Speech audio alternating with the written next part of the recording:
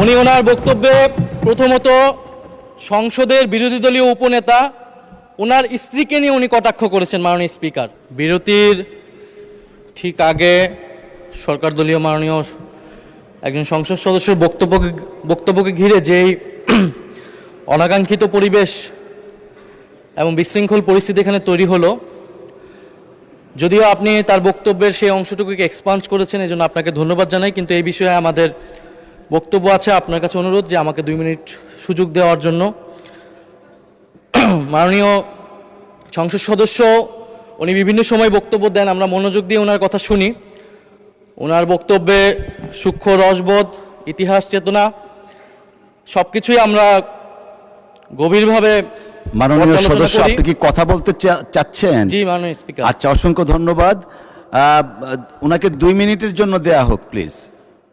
কিন্তু মাননীয় স্পিকার, আজকে উনি ওনার বক্তব্যে যা বলেছেন তা আসলে সংসদীয় রীতিনীতি এবং আমাদের সাংবিধানিক অধিকার সকল কিছু সীমাকে অতিক্রম করে গিয়েছে।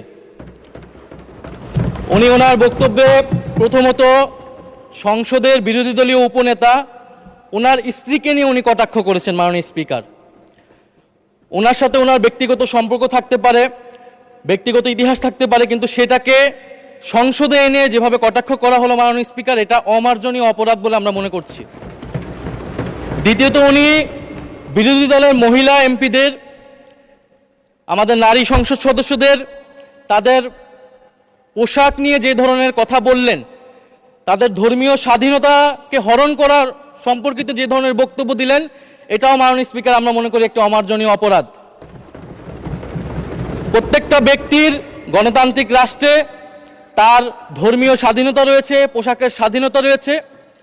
উনি একজন সংসদ সদস্য হিসেবে সেই স্বাধীনতাকে লঙ্ঘন করে এই ধরনের হীন বক্তব্য দিয়েছেন, ওনার হীন মানসিকতার পরিচয় পেয়েছে, এবং আমরা মনে করি উনি ওনার বক্তব্যে একটি বর্ণবাদী আচরণ মাননীয় স্পিকার বহিঃপ্রকাশ পেয়েছে ওনার বক্তব্যের মাধ্যম দিয়ে।